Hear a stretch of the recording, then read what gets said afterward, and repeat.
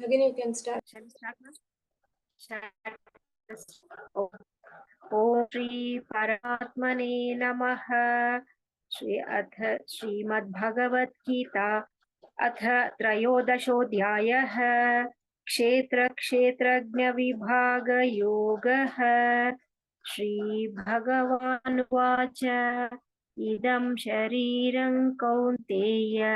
क्षेत्रमित्याभिधीयते एतद्यो वेत्ति तं प्राहुः क्षेत्रज्ञं इति तद्विदः। क्षेत्रज्ञं चापि मा विद्धि सर्वक्षेत्रेषु भारत। क्षेत्रक्षेत्रज्ञयो ज्ञानं यत्तज्ज्ञानं मतं मम तत्क्षेत्रय्यच्च यादृक्ष यद्विकारी यतश्च यत् स च यो यत्प्रभावश्च तत्समासेन मे शृणु। ऋषिभिर्बहुधा गीतं छन्दोभिर्विविधः पृथक् ब्रह्मसूत्रपदैश्चैव हेतुमद्भिर्विनिश्चितैः। महाभूतान्यहङ्कारः बुद्धिरव्यक्तमेव च इन्द्रियाणि दशैकञ्च पञ्चचेन्द्रियगोचराः। इच्छा द्वेषः सुखं दुःखं सङ्गातश्चेतना धृतिः एतत् क्षेत्रं समासेन सविकारमुदाहृतम्। अमानित्वमदम्भित्वम् अहिंसा क्षान्तिराजवम् आचार्योपासनं शौचं स्थैर्यमात्मविनिग्रहः इन्द्रियार्थेषु वैराग्यम् अनहङ्कार एव च जन्म मृत्युजरा व्याधि दुःखदोषानुदरणम् असक्तिरनभिष्वङ्गः पुत्रधारा गृहादिषु नित्यं च समचित्तत्वम् इष्टानिष्टोपपत्तिषु मयि चानन्ययोगेन भक्तिरव्याभिचारिणी विवक्तदेशसेवित्वम् अरतिर्जनसंसदि अध्यात्मज्ञाननित्यत्वं तत्त्वज्ञानार्थदर्शनम् एतज्ज्ञानमिति प्रोक्तम् अज्ञानै यदतोऽन्यथा ज्ञेयं यत्तत् प्रवक्ष्यामि यज्ञात्वामृतमश्नुते अनादिमत्परं ब्रह्म न सत्ता न सदुच्यते सर्वतः पाणिपादं तत् सर्वतोक्षिशिरोमुखं सर्वतः श्रुतिमल्लोके सर्वमावृत्य तिष्ठति सर्वेन्द्रियगुणाभासं सर्वेन्द्रियविवर्जितम् असक्तं सर्वभृच्छैव निर्गुणं गुणभोक्तृ च बहिरन्तश्च भूतानाम् अचरं चरमेव च सूक्ष्मत्वात् तदविज्ञेयं दूरस्थं चान्तिके च तत् अविभक्तं च भूतेषु विभक्तमिव च स्थितं भूतभर्तृ च तज्ज्ञेयं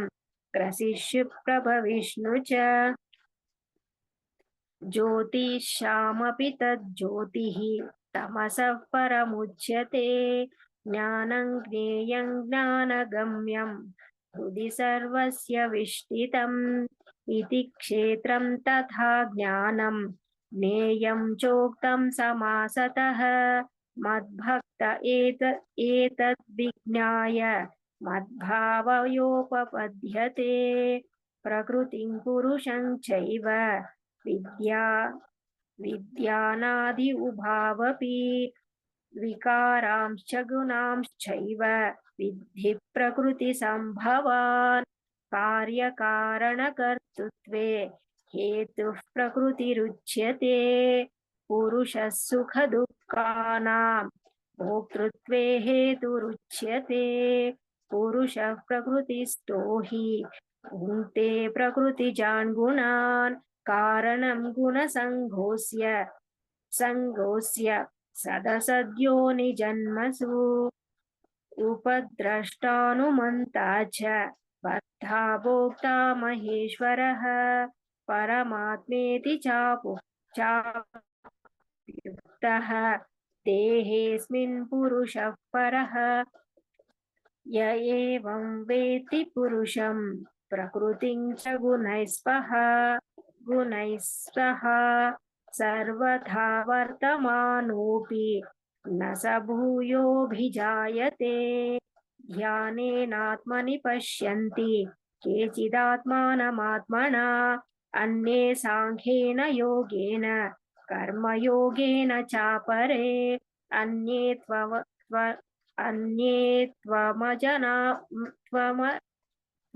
त्वमजानन्तः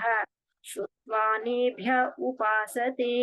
तेऽपि चातितरं एव मृत्युं श्रुतिपरायणाः यावत् सञ्जायते किञ्चित् सत्त्वं स्थावरजङ्गमं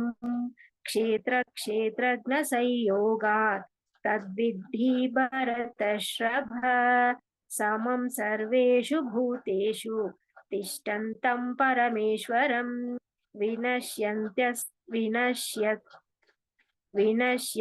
विनश्यन्तं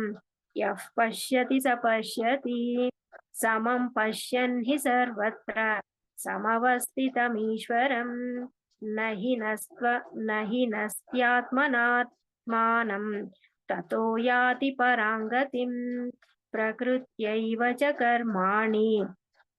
क्रियमाणानि सर्वशः यः पश्यति तदात्मानम् अकर्तारः स पश्यति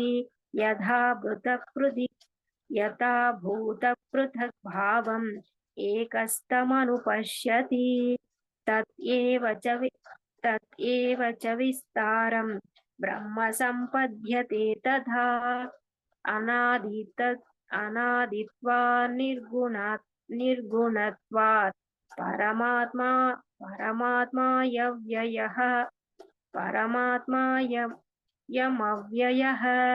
शरीरस्थोऽपि कौन्तेय न करोति न लिप्यते यथा सर्वगतं सौक्ष्म्यात् आकाशन्नोपलिप्यते सर्वत्रावस्थितो देहे तदात्मानोपलिप्यते यथा प्रकाशयत्येकः कृत्स्नल्लोकमिमं रविः क्षेत्रं क्षेत्री तथा कृत्स्नं प्रकाशयति भारत क्षेत्रक्षेत्रज्ञयोरेवम् अन्तरं ज्ञानचक्षुषा भूतप्रकृतिमोक्षं च ये विधुर्यान्ति ते परम् ॐ तत्सदिति श्रीमद्भगवद्गीतासु उपनिषत्सु ब्रह्मविद्याया योगशास्त्रे श्रीकृष्णार्जुनसंवादे क्षेत्रक्षेत्रविभागयोगो नाम त्रयोदशोऽध्यायः। श्रीपरमात्मने नमः। अथ श्रीमद्भगवद्गीता अथ चतुर्दशोऽध्यायः गुणत्रयविभागयोगः। श्रीभगवानुवाच परं भूयः प्रवक्ष्यामि ज्ञानानं ज्ञानमुत्तमं यज्ञात्वा मुनयः सर्वे परां सिद्धिमितो गताः इदं ज्ञानमुपाश्रित्य मम साधर्म्यमागताः सर्गेऽपि नोपजायन्ते प्रलये न व्यदन्ति च मम यो निर्महद्ब्रह्म तस्मिन् गर्भं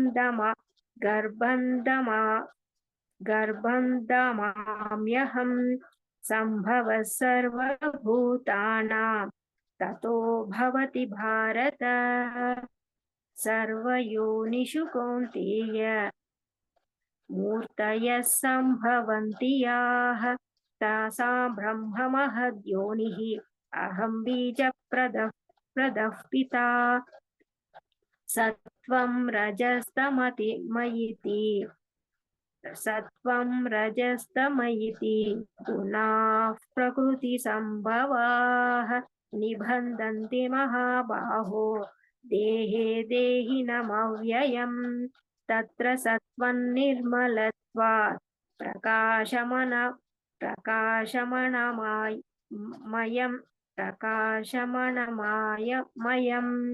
सुखसङ्गेन बध्नाति ज्ञानसङ्गेन चानघ रजो रागात्मवौ विद्धि तृष्णासङ्गसमुद्भवम् तन्निबध्नाति कौन्तेय कर्मसङ्गेन देहिनम् तमस्त्वज्ञानजौ विद्धि मोहनं सर्वदेहिनां प्रमादालस्य निद्राभिः तन्निबध्नाति भारत सत्वं सुखे सञ्जयति रजः कर्मणि भारत ज्ञानमावृत्य तु तमः प्रमादे सञ्जयत्युत रजस्तमश्चाभिभूयः सत्वं भवति भारत रजः सत्वं तमश्चैव तमः सत्वं रजस्तथा सर्वद्वारेषु देहेऽस्मिन् प्रकाश उपजायते ज्ञानै यदा तथा विद्यात् विवृद्धं सत्त्वमित्युत लोभः प्रवृत्तिरारम्भः कर्मणामशनस्पृहा रजस्तेतानि जायन्ते विबुद्धे भरतर्षभ अप्रकाशो प्रवृत्तिश्च प्रमादो मोह एव च तमस्तेतानि जायन्ते विवृद्धे कुरु नन्दन यदा सत्त्वे प्रवृद्धे तु प्रलये याति देहभृत् तदोत्तमविदाल्लोकान् अमलान् प्रतिपद्यते रजसि प्रलयं गत्वा कर्मसङ्गिषु जायते तथा प्रलीनस्तमसि मूढयोनिषु जायते कर्मणः सुकृतस्याहुः सात्विकं निर्मलं फलं रजस्तस्तु फलं दुःखम् अज्ञानं तमसः फलम् सत्त्वात् सञ्जायते ज्ञानं रजसो लोभ एव च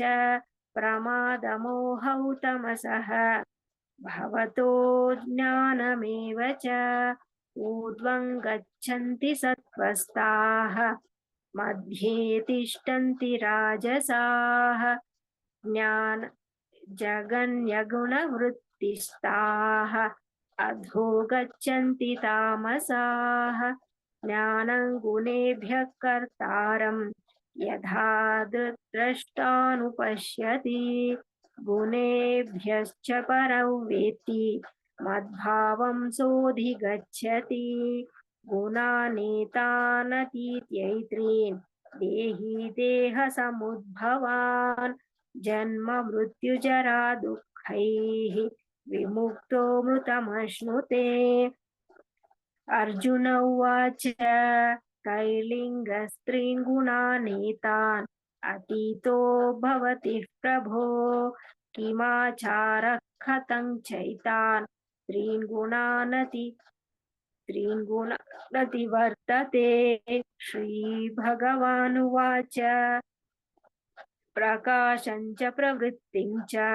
मोहमेव च पाण्डव न द्वेष्टि स प्रवृत्तानि न निवृत्तानि काङ्क्षति उदासीनवदासीनः गुणैर्यो न विचाल्यते गुणा वर्तन्त इत्येव योऽवतिष्ठति स नेङ्गते समदुःखसुखस्वस्थः समलोष्टाश्मकाञ्चनः तुल्यप्रिया प्रियो धीरः तुल्यनिन्दात्मसंस्तुतिः मानापमानयोस्तुल्यः तुल्यो मित्रारिपक्षयोः सर्वारम्भपरित्यागी गुणातीतः स उच्यते मां च यो व्यभिचारेण भक्तियोगेन सेवते सगुणान् समतीत्यैतान् ब्रह्म भूयाय कल्पते ब्राह्मणो हि प्रतिष्ठाहम् अमृतः साव्ययस्य च शाश्वतस्य च धर्मस्य सुख सुखस्यैकान्तिकस्य च ॐ तत्सदिति श्रीमद्भगवद्गीतासु उपनिषत्सु ब्रह्मविद्यायां योगशास्त्रे श्रीकृष्णार्जुनसंवादे गुणत्रयविभागयोगो नाम चतुर्दशोऽध्यायः।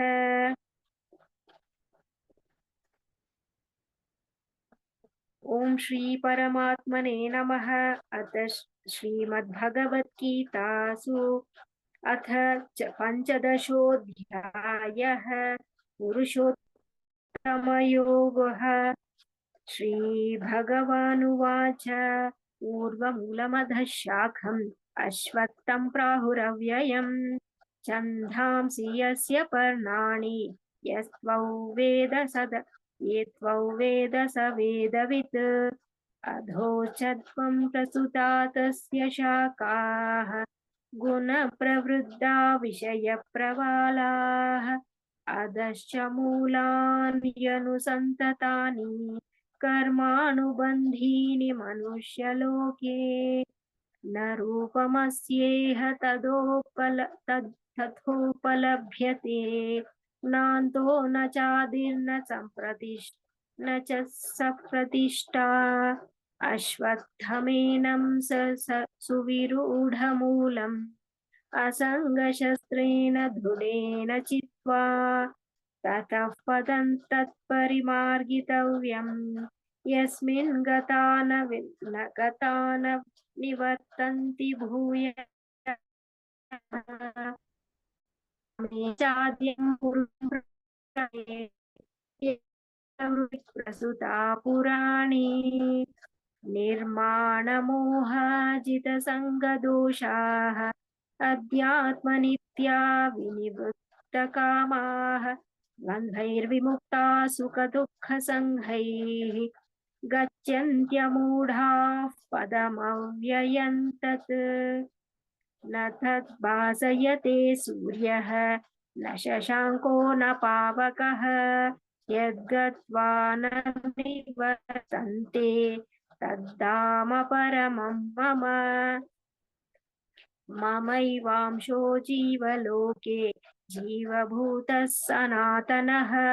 मनःषष्ठानीन्द्रियाणि प्रकृतिस्थानि कर्षति शरीरे यदवाप्नोति यच्चाप्युक्तामतीश्वरः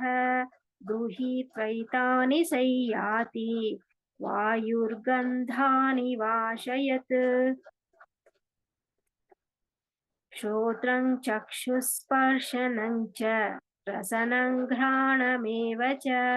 अधिष्ठाय मनश्चायं विषयानुपसेवते उत्क्रामन्तं स्थितौ वापि पुञ्जानौ वा गुणान्वितं पश्यन्ति ज्ञानचक्षुषः यतन्तो योगिनश्चैनं पश्यन्तात्मन्यवस्थितं यतन्तोऽप्यकृतात्मानः नैनं पश्यत्यचेतसः यदादित्यगतं तेजः जगद्भासयतेऽखिलं यच्चन्द्रमसि यच्छाग्नौ तत्तेजो विद्धि मामकम् कामाविश्य च भूतानि धारयाम्यहमोजसा पुष्णामि चौषधिः सर्वाः सोमो भूत्वा रसात्मकः अहो वैश्वानरो भूत्वा प्राणिनां देहमाश्रितः प्राणापानसमायुक्तः